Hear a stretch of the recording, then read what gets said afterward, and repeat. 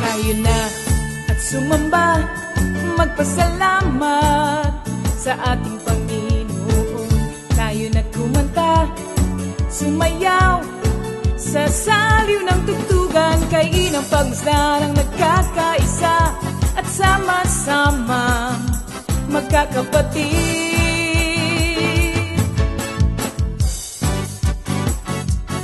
Tayo na't sumamba, kumanta. Tayo na sumamba, sumayaw kay Jesus. Tayo na at sumamba, magpasalamat sa ating Panginoon. Tayo na't kumanta, sumayaw sa saliw ng tugtugan, kay inang pagmasdan ang nagkakaisa at sama-sama magkakapatid. Kay Jesus ang iyong problema, magdasal, maghintay, magtiwala. Sa oras ng pangangailangan, si Jesus ang katugunan. Si Jesus ang ating Panginoon, kailanman di kanya iiwan. Si Jesus ang ating Panginoon, kasama sa lahat ng oras. Papuri at pasasalamat tanging sa'yo, alay. Tanging sa'yo, alay.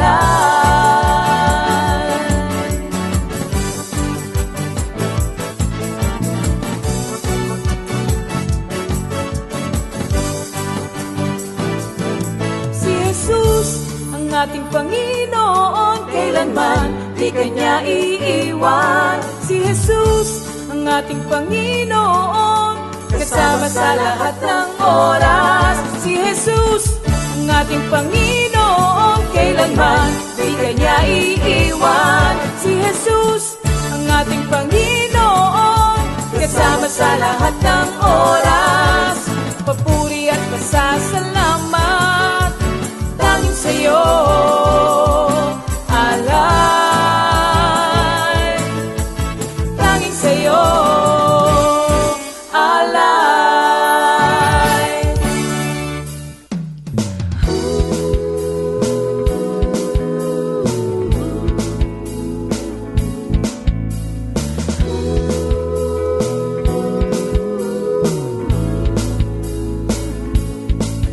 Pinagpalang buhay ang kaloob ng Diyos sa lahat ng tao.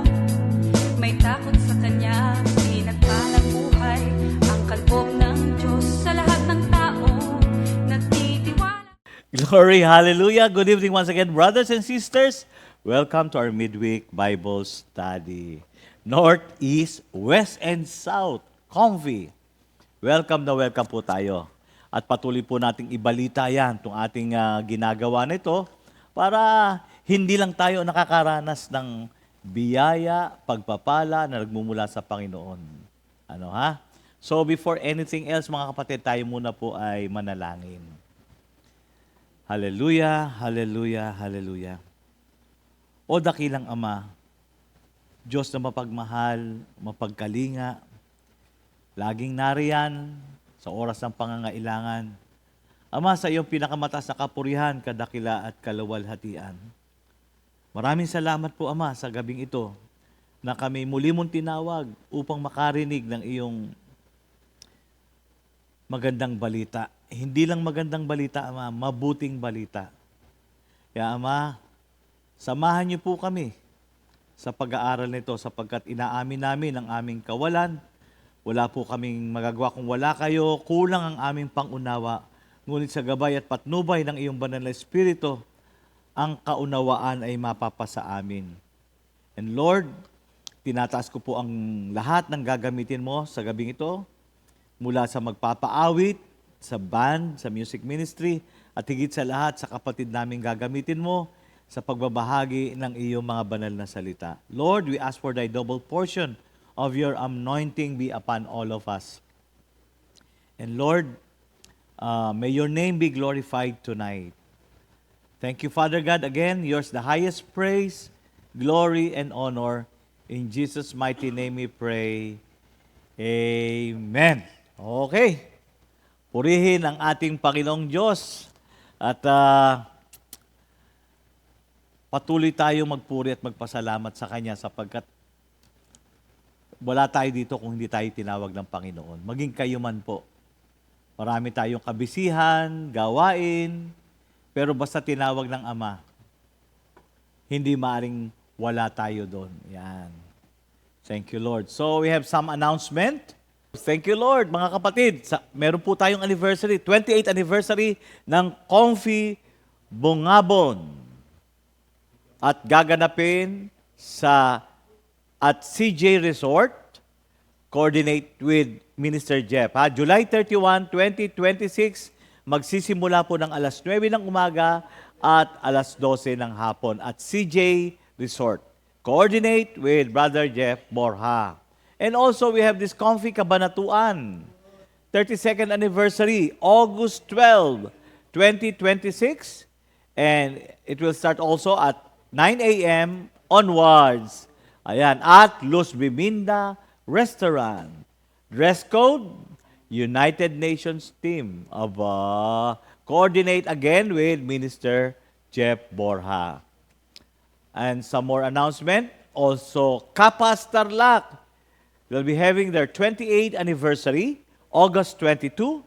It's a Saturday. And it will start at 8:30 a.m. at Chef Buloy's Function Hall, San Nicolas, Kapas, Tarlac.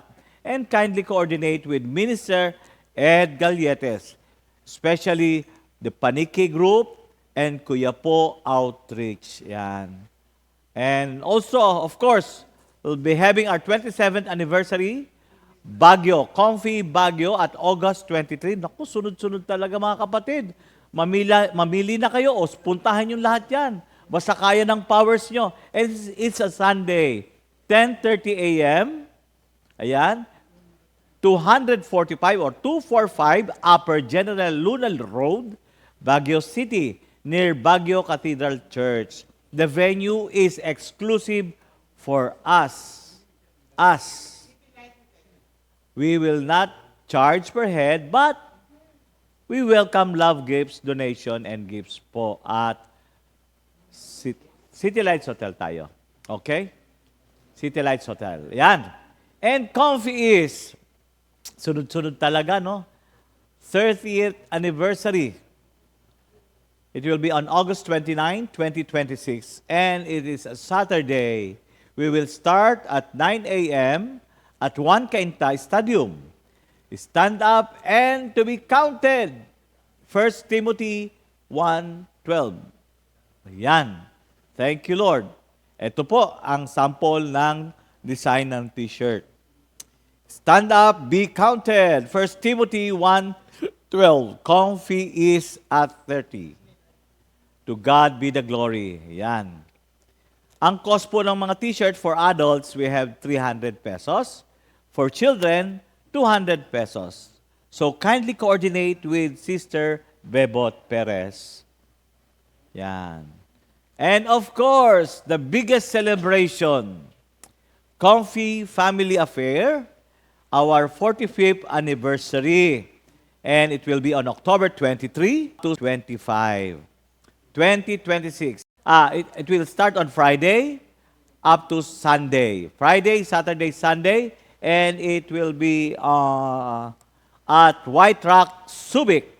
Nakapost na po sa ating Facebook page ang rates, mga kapatid. Kaya kinakailangan magbukas kayo ng ating Facebook account ng Comfy. Minimum of 20% partial payment for reservation. Minimum of 20% partial payment for reservation. Kids up to 5 years old of age are free. but no food and no bed. Yan, ha? Libre po yan. Wala nga lang food and bed. Bahala na kayo, madali na yan. Check-in is 3 o'clock p.m.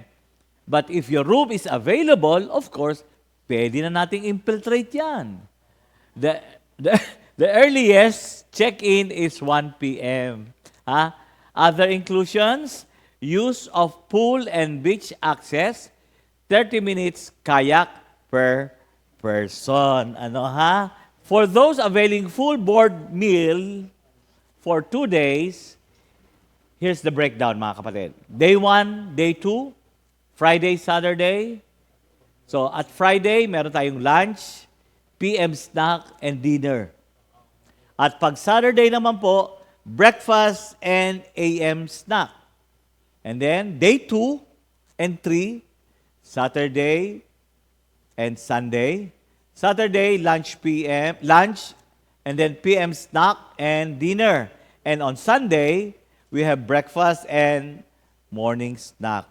For those availing the no food option for 1 day, that is day 2 and day 3, Saturday, Sunday. Ang Saturday po, lunch and PM snack, dinner. And Sunday, breakfast and morning snack. So, mga kapatid, purihin ang Diyos. Are we not excited? Of course, we are all excited. At patuloy tayong magdasal na ibuhos ng Panginoon ang masaganang pagpapala. Para lahat happy. Of course, hindi natin makakalimutan ang mga kapatid nating nagse-celebrate ngayong July 29, 2026. And happy birthday, Brother Jacob Danganan, Brother Tantan Galang, Brother Demos Cabreros, Sister Linda Gaviria, Brother Regino Federe, Sister Ria Rubio, Brother Carlo Kawilan, Brother Emmanuel Magat, Sister Julie Serkina, and Sister Len Mundok. Okay, happy birthday, enjoy your day, and Brother Bong, pasok!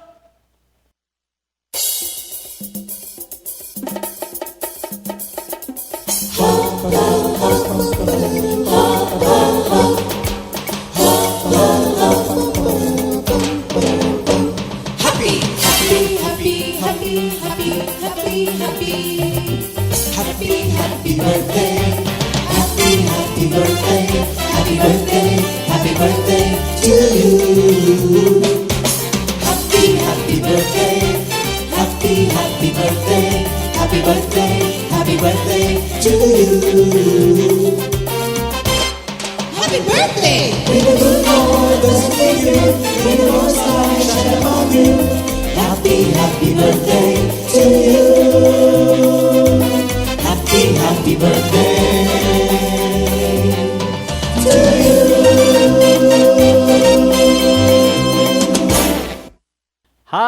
Happy birthday mga kapatid at enjoy your day. Thank you, Lord. Yan. So, let's prepare ourselves. Ihanda na natin ang ating mga paa, mga kamay, upang magpuri sa ating dakilang Diyos. Tawagin na po natin ang ating mga kasama sa bahay para tayo mag-fellowship by singing praises to Him. So let's welcome the praise and worship team. Pasok! Hallelujah! Hallelujah!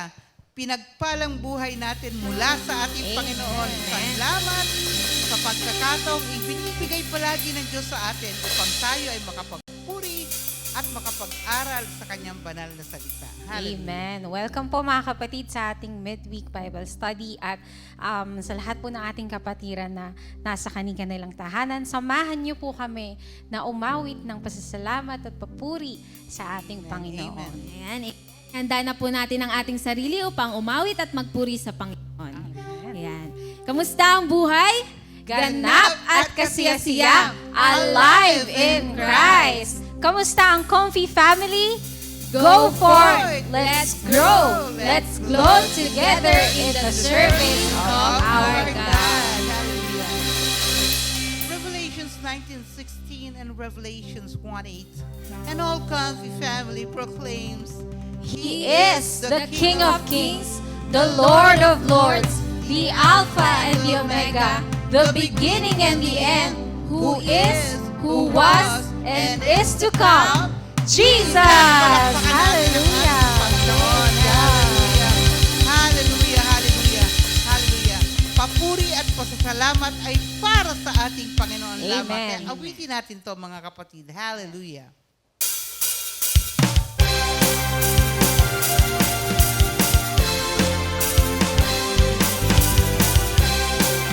Oh, hallelujah!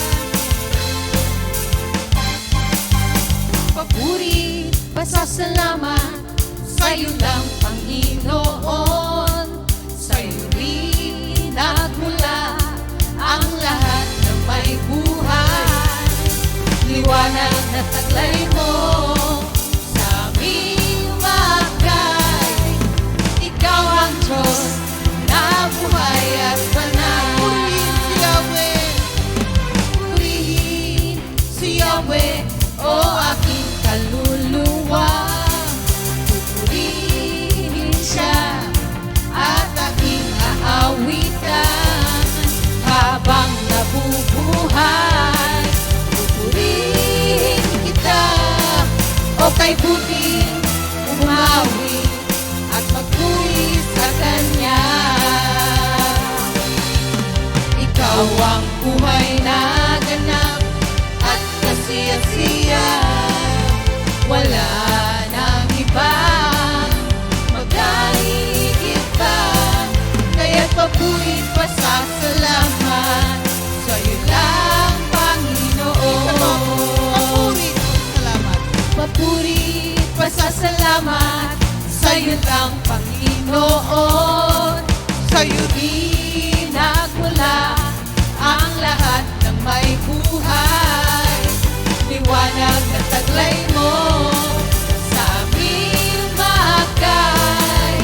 Ikaw ang Diyos na buhay at banal. Purihin si Yahweh! Purihin si Yahweh, o aking kaluluwa. Pupurihin siya at aking naawitan. Habang nabubuhay, pupurihin kita. O kay buti umawi at magpuri sa Kanya. Ikaw ang buhay! Ikaw ang buhay na ganap at kasiya-siya. Wala nang iba magkahigit pa. Kaya't papuri pasasalamat sa'yo lang, Panginoon. Ako'y iyong hinanap, Jesus. Hinanap Jesus! Ako'y iyong natagpuan. Natagpuan! Ako'y iyong niyakap. Niyakap! Ako'y iyong hinagan. Hinagan! Higit pa sa sapat, binigay mo ang lahat. Kaya ako ay magpupuri. Saan pa ako'y hinanap? Ako'y iyong hinanap, Jesus. Hinanap Jesus! Ako'y iyong natagpuan. Natagpuan! Ako'y iyong niyakap. Niyakap! Ako'y iyong hinagan. Hinagan! Higit pa sa sapat, binigay mo ang lahat. Kaya ako ay magpupuri. Papuri! Papuri, luwalhati sa'yo, Panginoon. Aking hininga, aking buhay sa'yo iaalay.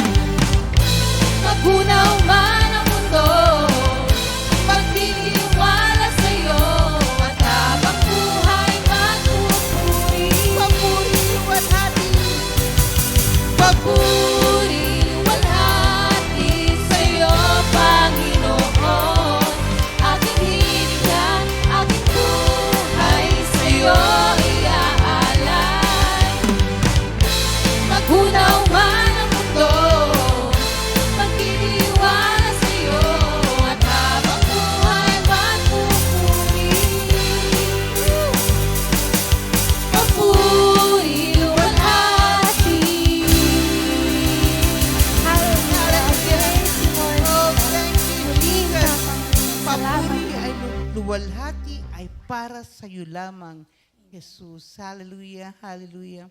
Patuloy po tayong sumamba sa ating Panginoon. At hayaan natin ang laman ng ating mga puso ay sumamba sa ating Diyos. Magbigay ng papuri at luwalhati sa kanyang kabanal-banalang pangalan. Hallelujah. Praise you, my Jesus. Thank you, my Jesus. Hallelujah.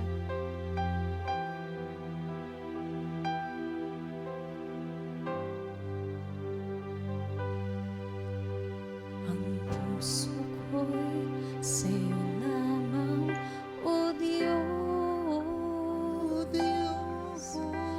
Ikaw lang ang kailangan sa buhay ko. Sa'yo ang papuri, pagsamba,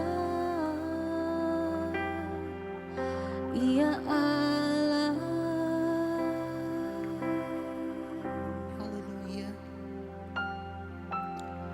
Ang puso ko'y sa'yo lamang, O Diyos. Ikaw lang ang kailangan sa buhay ko. Sa'yo ang papuri, pagsamba, iaalay,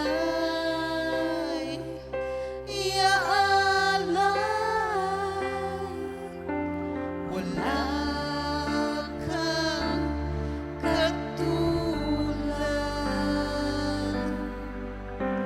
Wala kang katulad, O Diyos.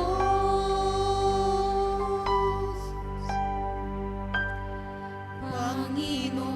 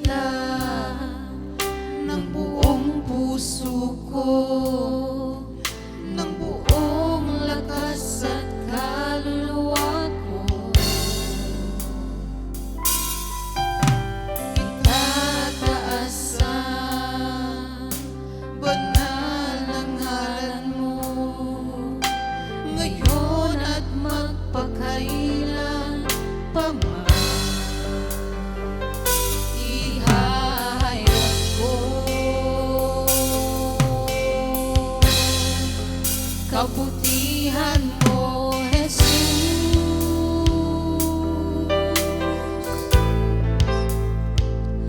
Ihahayag ko ang pag-ibig mo, Jesus. Kailanman di ka nagkulang. Kailanman di ka nagkulang. Kailanman di mo pinapayaan. O kay buti mo, Jesus, dakilain ka, pupurihin kita. Kailanman di ka nagkulang. Kailanman di ka nagkulang. Kailanman di mo pinapayaan. O kay buti mo, Jesus, dakilain ka, pupurihin kita.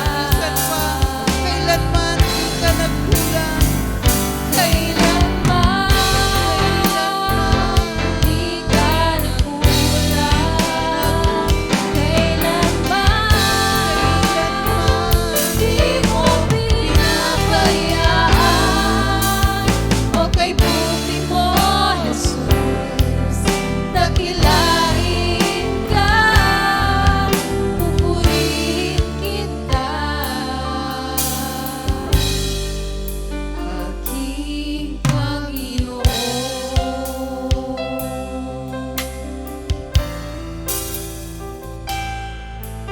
pupurihin kita.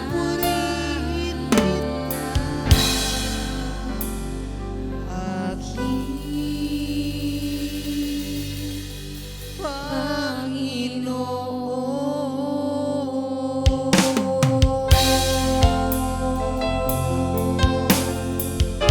Hallelujah. Pinupuri ka namin, O Diyos. Wala kang katulad. Itataas namin ang iyong banal na pangalan, Jesus. Hallelujah. Ikaw ang dakila. Sa'yo ang parangal. Wala kang katulad, O Diyos. Wala kang katulad, O Diyos. Hallelujah. Praise you, my Jesus. Hallelujah. Thank you, my Jesus. Hallelujah. Hallelujah. Palakpakan natin ang ating Panginoon. Hallelujah. Thank you, my Jesus. Hallelujah. Hallelujah. Praise the Lord. Thank you, Lord. Glory to God. Music ministry. Thank you, Lord. So, tonight, let's welcome the husband and wife team for the continuation of the third chapter of our series on the book of the Colossians. So, let's welcome Minister Mon and Sister Josie Gilido. Magandang gabi po sa lahat at nagpapasalamat po kami sa Panginoon sapagkat muli ay gagamitin po kami ng ating Panginoon sa pagpapatuloy ng pag-aaral sa aklat sa Kolosas, sulat ni Pablo sa mga taga-Kolosas. So, magpatuloy po tayo sa pagsubaybay o pagsunod sa mga pag-aaral tulad ng ginagawa ho nito. So, thank you Lord po. At ito po ay pagpatuloy na yung pong sinundan natin, si Minister Ernie, ang bagong pagkatao. At ito po ay pagpapatuloy po natin ngayon. At kami po ay dadako sa Colossus 3:8 to 17, na babasahin po ng aking asawa. Manalangin muna tayo. Ay, mananalangin po muna pala tayo. Manalangin po tayo. Tawagan po natin si Minister Mon.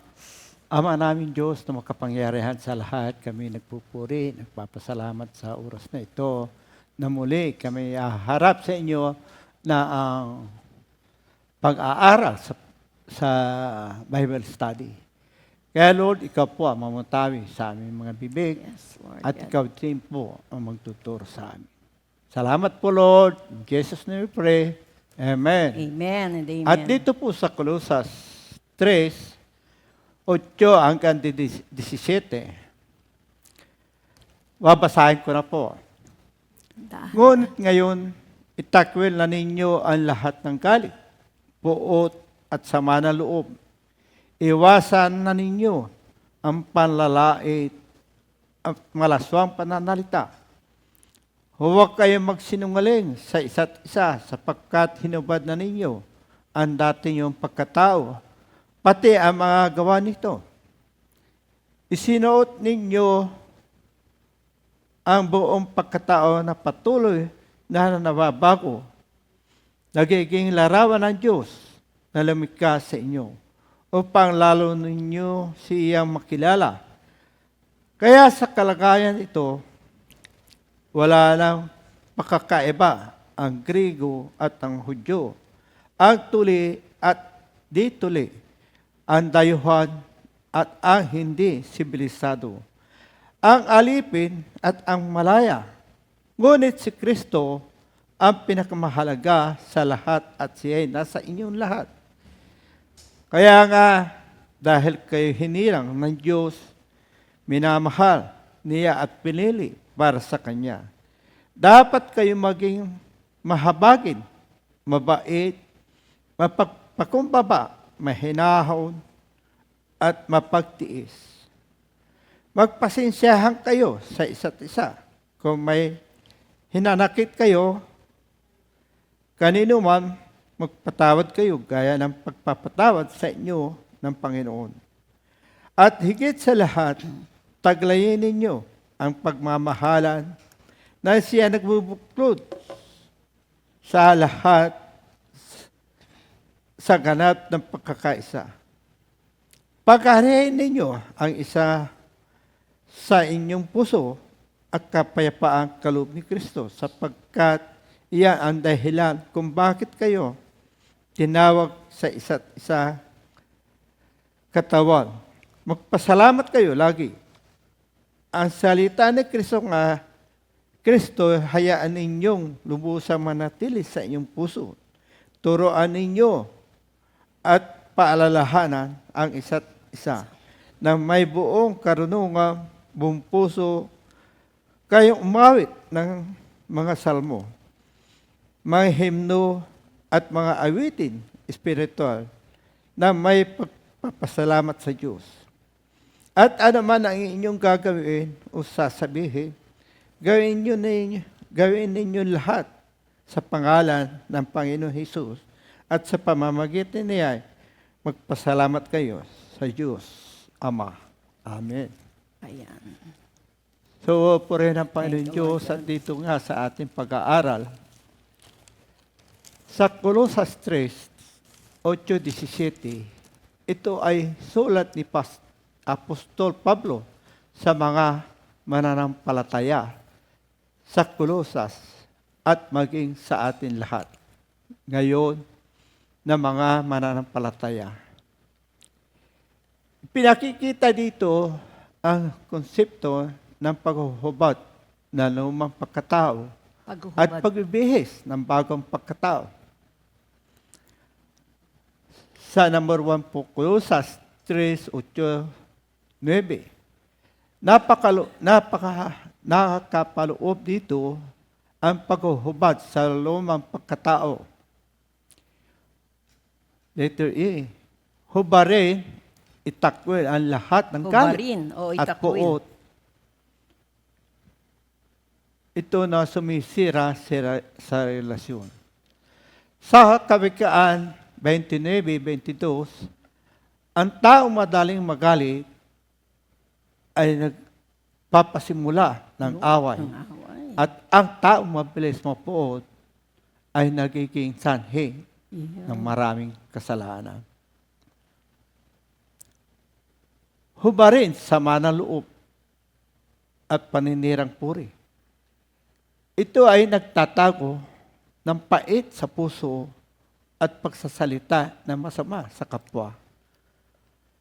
Sa Kawikaan 16:28, ang tang baluktot ang isipan ay naghahasik ng kaguluhan at sinisira naman ng chismis ang magandang samahan. Letter C, hubarin ninyo ang maruruming pananalita o malalaswang pananalita. Efeso 5:4, huwag di kayo gagamit ng malaswang o walang kabuluhang pananalita at pagbibiroan hindi nararapat. Efeso 4:29-30, huwag kayong gumamit ng masasamang salita, kundi yaong makakapagpalakas at angkop sa pagkakataon o makapagdulot na mabuti sa mga nakikinig. At huwag ninyo saktan ang kalooban ng Espiritu Santo sapagkat siya ang tatak ng Diyos sa inyo. Ang katibayan na kayo tutubusin pagdating ng takdang panahon. Letter D, pagsisinungaling, hubarin ang pagsisinungaling. Sapagkat ang kasinungalingan ay katangian ng lumang buhay. Kawikaan 12:22, ang sinungaling na labi ay karumaldumal sa Panginoon. Sa Kawikaan 6:16-17, ang kasinungalingan ay isa sa 6 na bagay na kinapupuotan ng Diyos. Ayun. Okay, thank you Lord po. So, purihin po ang ating Panginoon at naibigay po ni Minister Mon ang konsepto ng pagbabago. Kasi po ang atin pong pag-aaral na ito, tayo po ay binuhay na muli na kasama ni Kristo. Patay na po ang ating dating pagkatao, kaya nararapat po lamang mga kapatid na itakwil natin o hubarin ang dati nating pagkatao. Katulad nga po ng galit at puot, katulad po ng paninirang puri sapagkat ito ay nagtatago ng pait sa puso at pagsasalita ng masama sa kapwa. At din po mga kapatid, hubarin na din natin at alisin ang maruruming pananalita o malaswang pananalita. Hindi na po ito nararapat na naririnig sa atin. Napakahalaga po nito. Kailangan po nating bantayan ang ating pamumuhay bilang tayo po ay binuhay na muli ng ating Panginoon bago na pong pagkatao.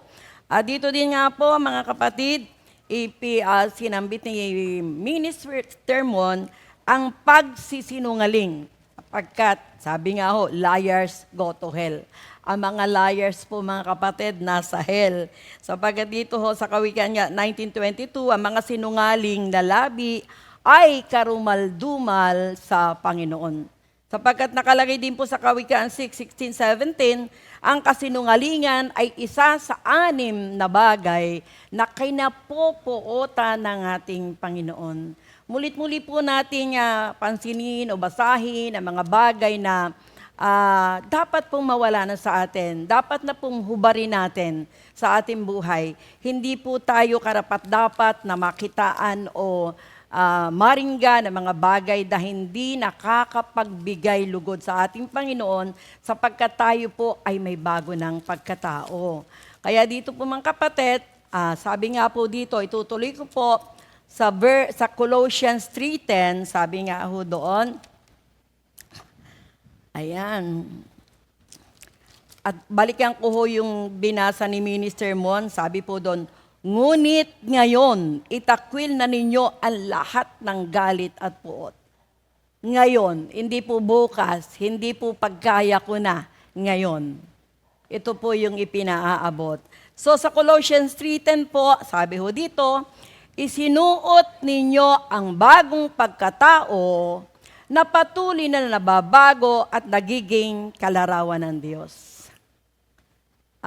Kaya po hinabad na natin yung dati nating pagkatao, katulad po ng damit na maruming-marumi, ay hindi po ito kalugod-lugod o hindi po ito magandang tingnan. Ang karumihan po ng damit, ang ating dating pagkatao ay inalis na natin at ang bagong pagkatao ang isinuot na po sa atin.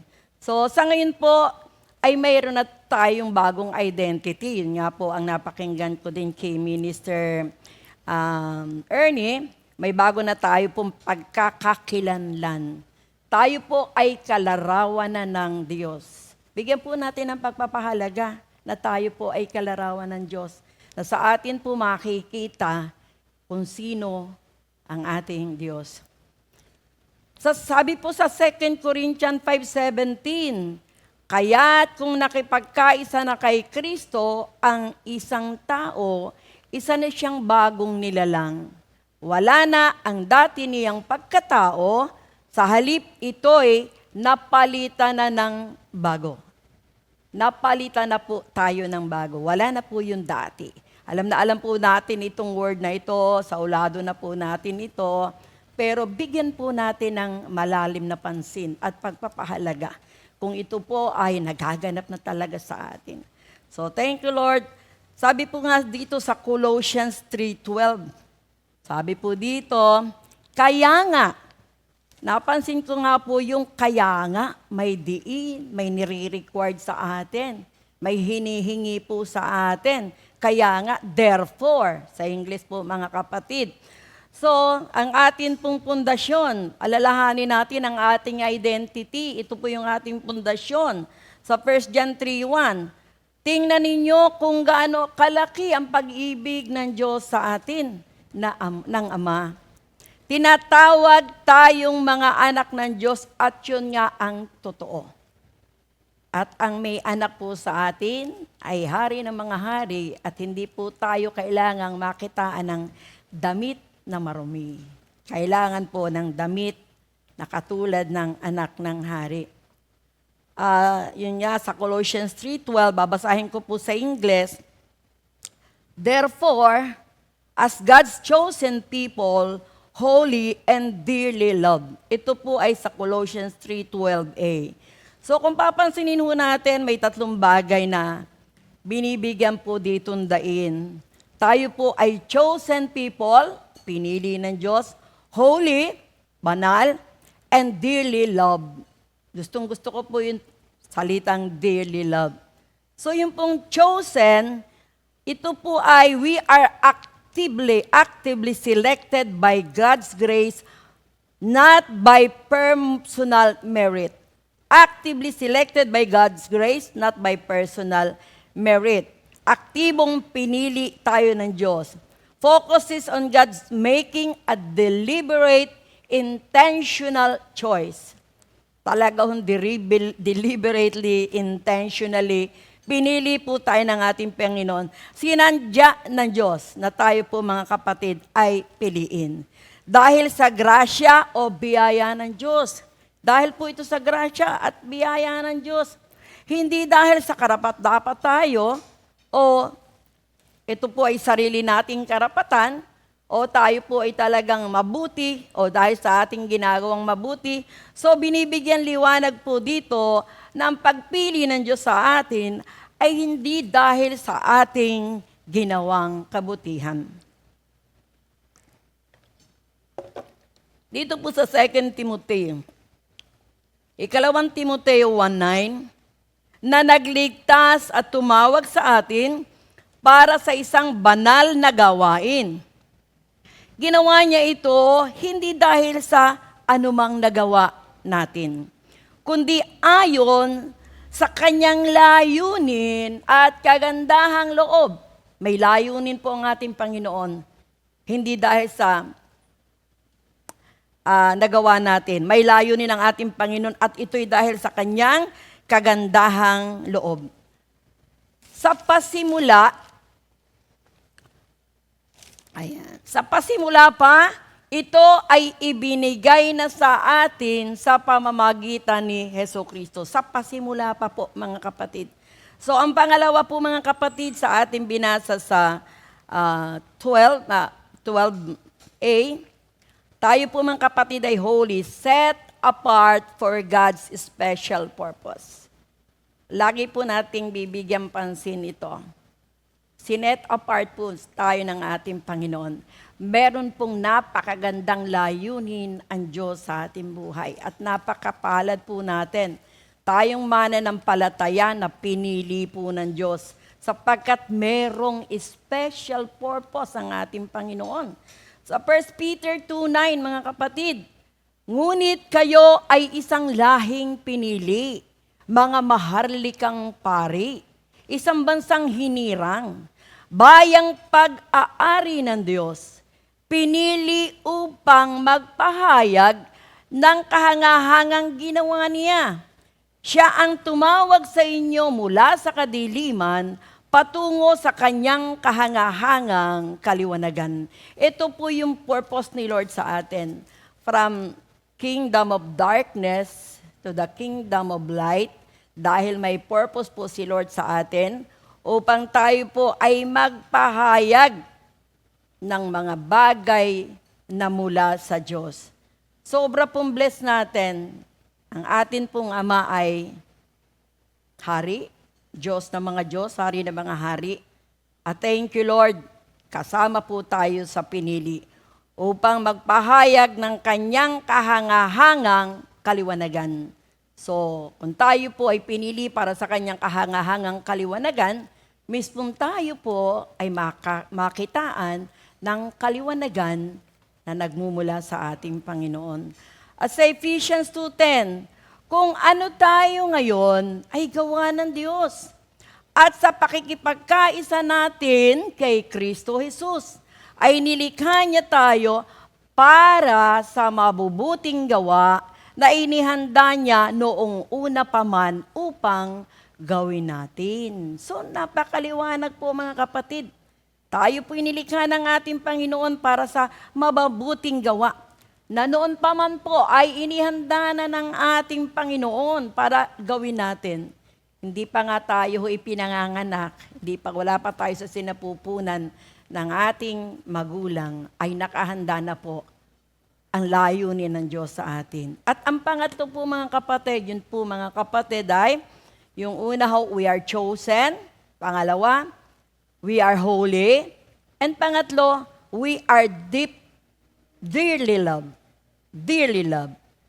Pag sabi po mga kapatid, dearly loved, deeply and permanently loved by the Creator. Naku, ito nga ho'y binabasa-basa ko napakalalim. Permanente na yung pagmamahal na yan ng dakilang lumikha sa atin. So pahalagahan po natin kung ano ho tayo ngayon. Sinuutan na ho tayo ng bagong damit. At ito po mga kapatid ay napakahalaga. Sa Ephesians 1:5-6, pinili niya tayo upang maging anak niya sa pamamagitan ni Jesucristo ayon sa kanyang layunin at kalooban. Talagang may layunin ng ating Panginoon sa atin at kalooban. At dapat po, ma-meet po natin yung purpose ng ating Panginoon. Sa gayon ay pupurihin ang kaliwalhatian ng kanyang kagandahang loob na sagana. Kapag magagawa po natin ang mga bagay, ang purpose ni Lord, marami po ang magpupuri sa kaliwalhatian ng kanyang kagandahang loob na sagana. Niyang ibinigay sa atin sa pamamagitan ng kanyang kaluwalhatian. Dearly loved. Inuulit-ulit ko nga ho ito Sa Romans 8:39, sabi po dito sa Romans 8:39, sapagkat natitiyak kong walang makakapaghiwalay sa atin sa kanyang pag-ibig. Kahit ang kamatayan o ang buhay, ang mga anghel, mga pamunuan at ang mga kapangyarihan, ang kasulukuyan ang hinaharap. Ang kataas-taasan o ang kalaliman o ang alinmang nilalang ay hindi makakapaghiwalay sa atin sa pag-ibig ng Diyos na ipinagkaloob sa atin ng Diyos. sa pamamagitan ni Kristo Jesus na ating Panginoon. So napakabuti po ng ating Panginoon sobra. At dito po sa Colossus 3:12 to 14 po mga kapatid. So ito po yung pagbibihis ng bagong pagkatao. Basahin ko po muli mga kapatid. Kaya nga dahil kayo hinirang ng Diyos, minamahal niya at pinili para sa Kanya, dapat kayong maging mahabagin, maging mabait, maging mapagpakumbaba, mahinahon at mapagtiis. Magpasensya kayo sa isa't isa kung may hinanakit kayo kanino man. Magpatawad kayo gaya ng pagpapatawad sa inyo ng Panginoon. At higit sa lahat, taglarin ninyo ang pagmamahalan na siyang nagbubuklod sa lahat sa ganap na pagkakaisa. So kailangan po mga kapatid, magkaroon ho tayo ng bagong pagkatao. Magbihis na ho tayo. Pagbibihis ang pagiging mahabagin. Compassion, sabi po. Ito po ay a deep, heartfelt sympathy for the sufferings of others. Ito po yung kakayahang ilagay ang sarili sa sitwasyon ng iba upang maramdaman ang kanilang bigat at sakit. Ito po yung dapat ang nararamdaman ng mga taong pinili ng Diyos na may bagong pagkatao o bagong bihis. Ito yung kusang pag-aalala at pagpapakita ng pagmamahal sa taong nasasaktan. Yun po yung compassion. Yun po yung mahabagin. Ipinapakita po natin talaga, kusa talaga nating ipinapakita ang pag-aalala at pagpapakita ng may pagmamahal sa taong nasasaktan. Hindi mo maipapakita ang pag-aalala at pagpapakita hindi mo maipakita ang pag-aalala kung wala kang pagmamahal. So, napakahalaga po ng pagmamahal, lalo sa mga taong nasasaktan. Sa Lucas 6:36, maging mahabagin kayo tulad ng inyong amang nasa langit. Katulad po natin, kinahabagan tayo ng ating Panginoon. Hindi na po tayo karapat-dapat talaga eh. Pero dahil sa sobrang pagmamahal sa atin, kinahabagan po tayo. At kung ano po ang ginawa ng ating Panginoon sa atin, yun din po ang igagawad natin sa ating kapwa. Na dating katulad din po ang ating buhay sa kanila. So sunod po mga kapatid, ang pagbibihis ng kabaitan. Goodness in action, sweetness of disposition, and generosity. Ito ang kabutihan sa kapwa ay kagandahang asal.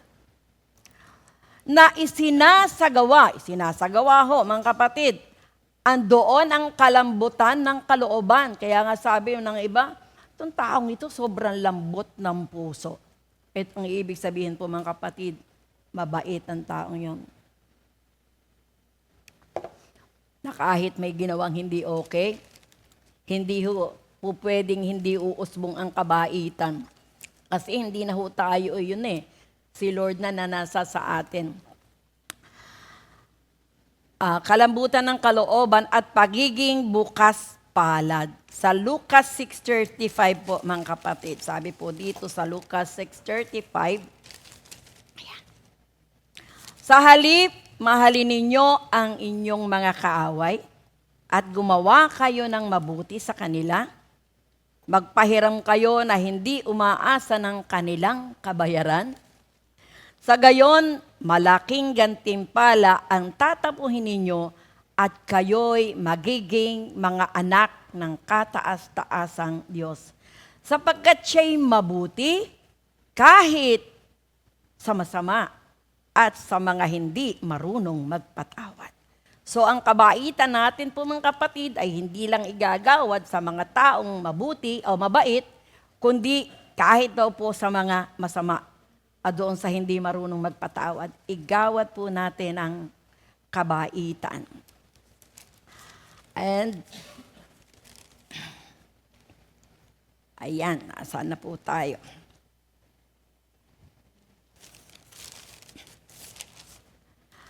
At ang sunod po mga kapatid na gagawin ho nating pagbibihis, magkaroon po tayo ng kapakumbabaan. Kapakumbabaan, humility. Ito ay pagpapahalaga sa iba at pagpapanatili ng makatotohanang pananaw sa sarili nating mga kamalian at kapintasan. Sa English po mga kapatid. Valuing others and keeping a realistic view of our own flaws. Makita po natin na tayo po ay may kahinaan din. Makita po natin na tayo may kapintasan din. Kaya hindi mapapanatili po natin ang kapakumbabaan. Ang atin pong sukatan ay sukatin po natin ang ating sarili. May kapintasan tayo, may kamalian tayo, at hindi po tayo higit sa iba. Kaya makikita po natin sa ating buhay ang kapakumbabaan. At yung pong pagbibihis ng kahinahunan, gentleness, yung pong merong kang power under control. It is a deliberate choice to respond with kindness, tenderness, and respect. Talagang sadyain ho natin nang respond ho natin sa mga taong may hindi ho kaibig-ibig ang ugali at salita, ay piliin na ho natin mga kapatid na magkaroon ho tayo ng kahinahunan. Magkaroon ho tayo ng pagpipigil sa sarili at yung tenderness and respect. Sabi nga ho, ano man ho yun, let go and let God. Pag iniisip ho natin ang mga bagay na hindi natin gusto, hindi naman natin ho control, hayaan na natin. Bahala na si Lord. Let go and let God. So, pagbibihis po ng pagtitiis, patience. It is the ability to endure suffering, frustration, or delay, while maintaining your inner peace, self-control, and trust. Yan. Ito'y kakayanan na ma-endure ho natin ang mga sufferings at nami-maintain ho natin yung inner peace natin. Yung peace na yun ay nagbumula sa ating Panginoon na walang pwedeng umagaw. Ando ng self-control at pagtitiwala. So, dito po sa Colossians 3:13, sabi po dito, nasa Colossians 3:13 na po tayo, magpasensya sa isa't isa kung may hinanakit kanino man. Magpatawad gaya ng pagpapatawad sa inyo ng Panginoon. Lagi po nating iisipin. Sabi nga ho sa Ama namin, sa dasal nating Ama namin, patawarin mo kami sa aming mga kasalanan, katulad ng pagpapatawad. Ano nga yun? Katulad ng pagpapatawad, Ama namin, sumasalangit ka, sambahin ang ngalan mo, mapasa amin ang kaharian mo, sundin ang loob mo dito sa lupa at para nang nasa langit. Bigyan mo kami ng aming kakanin sa araw-araw at patawarin mo kami sa aming mga kasalanan. Gaya ng pagpapatawad namin sa nagkasala sa amin. Nako, hindi ko na Englishin. Dito po, mga kapatid, sabi nga ho dito sa Colossians 3:14, at higit sa lahat, sabi po dito sa 14, at higit sa lahat, ito po yung pinakamahalaga, at higit sa lahat, taglayin ninyo ang pagmamahalan na siyang nagbubuklod sa lahat ng ganap na pagkakaisa. Ito po yung napakahalaga, mga kapatid. Sa 1 John 4:7, mga minamahal, mag-ibigan tayo, sapagkat mula sa Diyos ang pag-ibig. Ang bawat umiibig ay anak ng Diyos at kumikilala sa Diyos. So, maano po ito, binigyan din mga kapatid. At higit sa lahat, magmahalan tayo. Sapagkat nga ho, ang pagmamahal ay mula sa Diyos at ang bawat umiibig ay anak ng Diyos. Yun po ang lagi nating ilalagay sa ating isip. Ang bawat umiibig ay anak ng Diyos. So kung hindi po tayo umiibig, ay ibigin na po natin. Dito po sa Colossians 3:15 to 17, mga kapatid. Last na po. Sabi po dito, paghariin ninyo sa inyong puso ang kapayapaan. So, let the peace rule. Paghariin na po. Pag sinabing paghariin, talaga, pag sinabing hari, ay talaga siyang ruler. Amen? So, kailangan ho, talagang siya ang nasusunod, yung kapayapaan ay nasa sa ating puso. Let the word dwell. Sa 16, mga kapatid, ang salita ni Kristo ay hayaan yung lubusang manatili sa inyong puso. Sapagkat ang ating pong puso, mga kapatid, ay ito po yung, your word have I hidden in my heart. Kailangan ho ang salita ng ating Panginoon ay laging naririto. Lagi ko nga hong sinasabi, ang ating pong puso ay treasure box ng kanyang salita. Alisin na po natin yung mga dating itinatago natin sa ating puso. Ang itago po lagi natin, mag-ipon po tayo na mag-ipon ng salita ng ating Panginoon. Mga salita na nagbibigay ho sa atin ng kalakasan para makapamuhay ng matuwid sa ating Panginoon, para makapamuhay ng may bagong pagkatao. Ang salita lamang po ng ating Panginoon ang laging itago natin sa ating puso, mga kapatid. Sapagkat kapag tayo po'y nangailangan, anumang pangyayari, ito po, mga kapatid, ay magagamit natin. Yung treasure na yun sa ating puso. So, doon po sa 17, sabi po dito, at anuman ang inyong gagawin o sasabihin, gawin yung lahat sa pangalan ng Panginoong Hesus at sa pamamagitan niya'y magpasalamat kayo sa Diyos Ama. Do everything for Jesus. Ang lahat po ng gagawin natin ay para sa kay Jesus. At para mapasalamatan po natin ang ating Ama na nagbigay po sa atin ng napakagandang pagpapala na tayo po ay inalis niya sa isang buhay na may karumihan. At ngayon po tayo ay nakabihis na ng bagong pagkatao, magliwanag po tayo sapagkat tayo po ngayon ay may bagong identity. Hindi na po tayo busabos, tayo po, mga kapatid, ay anak ng Diyos. Marami pong salamat. In Jesus' name, Amen. Amen. Ayan, manalangin po tayo. Tawagin po natin si Minister Mon. Thank you, Lord. Thank you, Jesus. Hallelujah. Hallelujah. Ama namin Diyos na makapangyarihan sa lahat, kami nagpupuri, nagpapasalamat sa malayong oras na ipinagkaloob mo at muli kami nakapag-aral na yung salita. Salamat din po, Lord, sa mga karunungan na ipinagkaloob mo sa amin para ang kapurihan ay para sa iyo. Salamat po, Lord. In Jesus' name pray. Amen. Ayan, magandang gabi po sa ating lahat. Patuloy po tayong manood ng mga pag-aaral.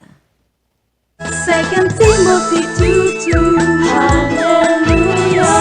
2 Timothy 2:2, praise the Lord. 2 Timothy 2:2, you and me, let us proclaim the gospel. 2 Timothy 2:2, hallelujah. 2 Timothy 2:2, praise the Lord. 2 Timothy 2:2, you and me, let us proclaim the